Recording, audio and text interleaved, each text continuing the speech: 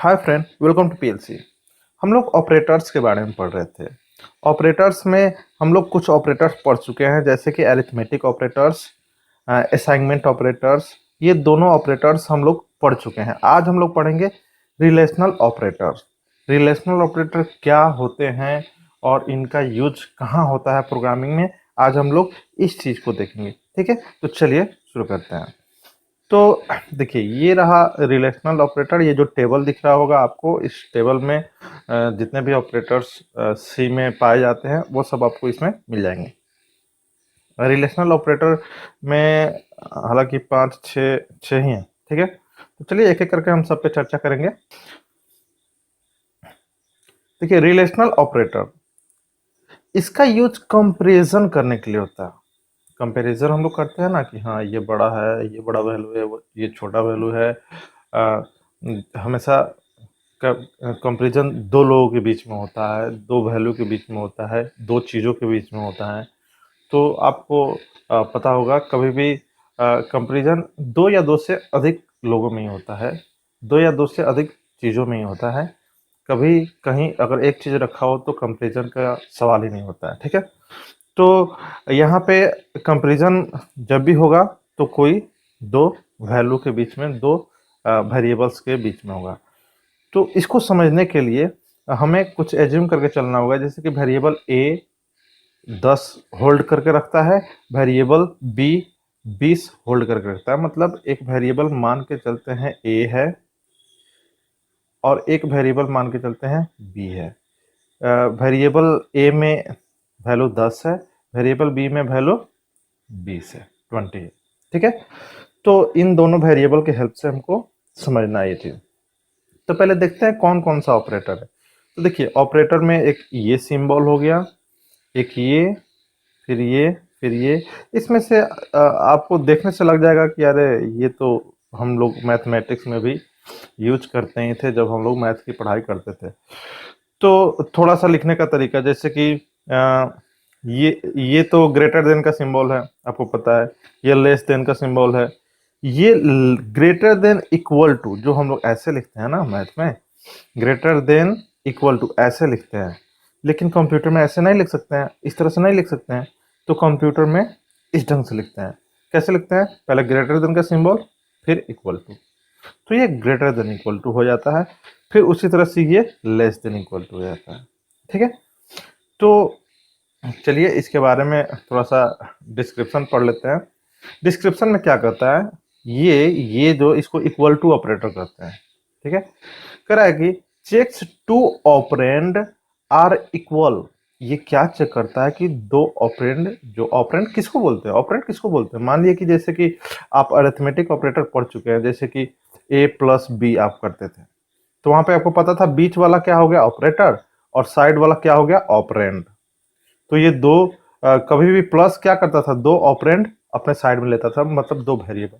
तो जो भी वेरिएबल हो या वैल्यू हो, जो भी ऑपरेटर है, उसके दोनों साइड में जो चीज होता है, बस उसी को ऑपरेंड बोलते हैं।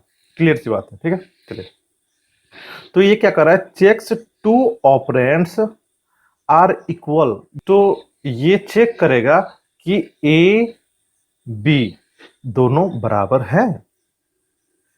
अगर बराबर हैं, अगर सच में बराबर हैं, तो ये कुछ वैल्यू रिटर्न करता है।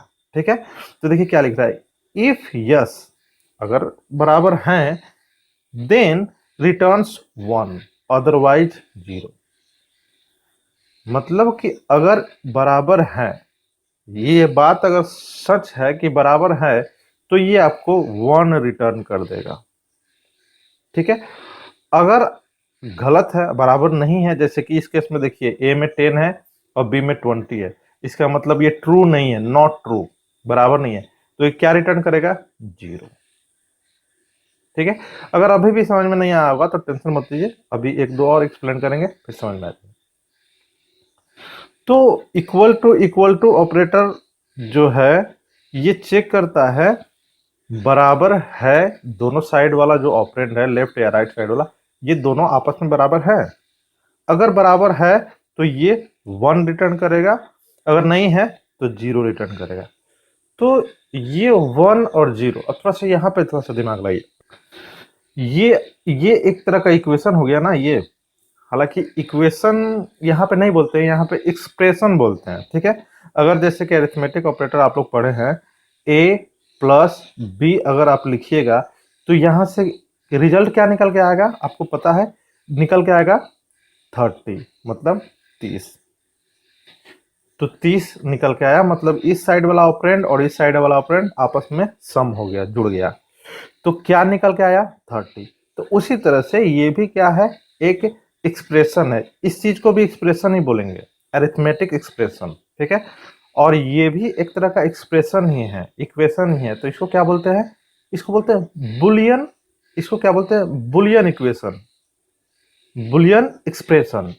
बुलियन एक्सप्रेशन क्यों बोलते हैं, क्योंकि दो ही आउटपुट इससे आ सकता है, या तो 1 आ सकता है या 0। इसी के लिए इस तरह के इक्वेशन को क्या बोलते हैं, बुलियन एक्सप्रेशन। जब भी ये ऑपरेटर यूज करके कोई इक्वेशन बनाया जाएगा तो उसे बोलेंगे बुलियन एक्सप्रेशन, क्योंकि यहां से आउटपुट दो ही आ सकता है, या तो 1 या 0।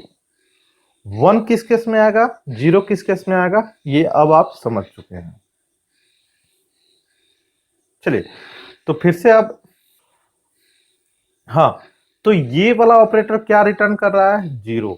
मतलब क्या कि अगर हम एक वेरिएबल बना ले c, मान के चल रहे हैं c equal to a plus equal to b अगर करते हैं तो ये एक्सप्रेशन क्या रिटर्न करेगा, 0। अभी ट्रू नहीं है ना, इस केस में ट्रू नहीं है, तो ये 0 जाएगा कहाँ, ये 0 जाएगा सी में, मतलब यहाँ 0 स्टोर हो गया। तो आप कहिएगा अरे ये तो फिर इसका यूज क्या है, ये 0 1 देगा तो क्या यूज है, आगे आपको पता चल जाएगा। आगे जब हम कंट्रोल स्ट्रक्चर पढ़ेंगे उसमें आपको पता चलेगा कि हाँ इसका कितना यूज है। चलिए अब ये ऑपरेटर के बारे में अब जल्दी जल्दी से कवर कर लेते हैं। ये ऑपरेटर क्या है, नॉट इक्वल टू। इसका मतलब नॉट इक्वल टू, ये क्या चेक करता है कि ये दोनों साइड वाला ऑपरेंड इक्वल टू नहीं है। इसका चेक करने का बस यही तरीका है कि ये चेक करता है, अगर नहीं है तो ये रिटर्न करेगा 1, अगर है तो गलत हो गया ना, है तो रिटर्न करेगा 0। तो इस केस में अगर देखा जाए तो अभी ये ट्रू हो जा रहा है, तो ट्रू हो जा रहा है तो यहां से क्या आउटपुट निकल के आ जाएगा 1, ठीक है। ये ग्रेटर देन का सिंबल है। तो ये क्या चेक करता है कि देखिए ये लेफ्ट साइड वाला चेक करता है क्या लेफ्ट साइड वाला ग्रेटर है राइट साइड वाले से। तो इस केस में अगर देखा जाए तो ये ट्रू नहीं है, लेफ्ट साइड वाला तो छोटा पड़ जा रहा है तो ट्रू नहीं है, तो ये क्या रिटर्न करेगा, ये रिटर्न करेगा 0, ठीक है। चलिए अब आगे देखते हैं। ये है लेस देन का साइन, लेस देन का साइन है तो इस केस में ट्रू हो जा रहा है, ट्रू हो जा रहा है तो ये क्या रिटर्न करेगा, ट्रू हो जा रहा है तो ये 1 रिटर्न करेगा। ये है ग्रेटर देन इक्वल टू। देखिए यहाँ पे दो चीज साथ में चेक हुए, क्या बड़ा है और साथ या बराबर है, हाँ बड़ा है या बराबर है। इसका मतलब क्या होता है, बड़ा है या बराबर है। तो अगर देखा जाए तो ए में क्या है, ए में है 10 और बी में है 20। तो अगर देखा जाए तो ए ना ही बड़ा है और ना ही बराबर है, इसका मतलब नॉट ट्रू है। तो क्या रिजल्ट निकल के आएगा 0। चलिए इस केस में देखते हैं। ये क्या चेक करता है, जो भी लेफ्ट साइड वाला ऑपरेंड है क्या ये लेस देन मतलब छोटा है या बराबर है, लेस देन और इक्वल टू, ठीक है। तो यहाँ पे ए में 10 है और बी में 20 है। इस कंडीशन में देखा जाए तो ये ट्रू हो जा रहा है, लेस देन है, भले इक्वल टू नहीं है लेकिन क्या है, छोटा तो है ना, तो ट्रू हो जा रहा है यहाँ पे कंडीशन। तो यहाँ से क्या निकल के आएगा आउटपुट 1, ठीक है। तो ये इस चीज को हम आपको अब कोड के द्वारा करके दिखा देते हैं। डायरेक्ट आउटपुट प्रोग्राम से जब आउटपुट निकलता है ना तो वो थोड़ा सा बढ़िया से समझ में आता है। तो चलिए चलते हैं। हाँ तो चलिए हम लोग देखते हैं कोड लिखकर ये सब जो भी ऑपरेटर रिलेशनल ऑपरेटर है क्या आउटपुट देता है, कोड के द्वारा देखते हैं इसका आउटपुट। तो सबसे पहले हमें दो वेरिएबल बनाना है, इंट ए। तो ए में 10 एज्यूम किए थे तो 10 डाल दिए, बी में 20 था, और एक वेरिएबल सी ले लेते हैं क्योंकि जो भी वहां से आउटपुट निकलेगा वो सी में स्टोर कर लेंगे, देखना है ना हमें, तो स्टोर कर लेना सही है। तो अब चलिए सी में हमको क्या स्टोर करना है, पहले देखना है कि ए ग्रेटर देन बी, सॉरी ए ग्रेटर देन बी, ये ऑपरेटर लगा दिए हम, क्या ग्रेटर देन वाला, ये भी रिलेशनल ऑपरेटर है।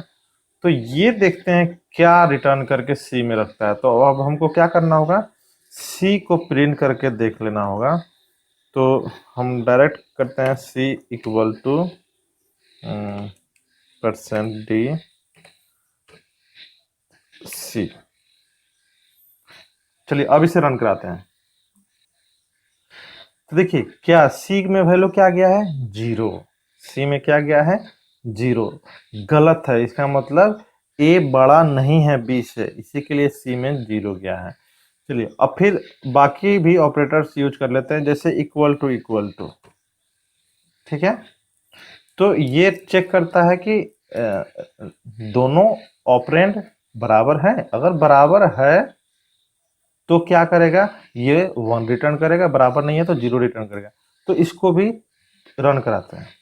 देखिए ये भी बराबर नहीं है, इसका मतलब गलत है तभी जाके 0 रिटर्न किया है। अब क्या करते हैं, एक और यूज करते हैं, जैसे कि लेस देन,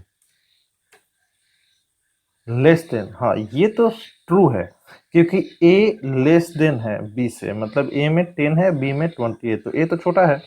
अब इसे रन कराते हैं, देखिए क्या आया, 1।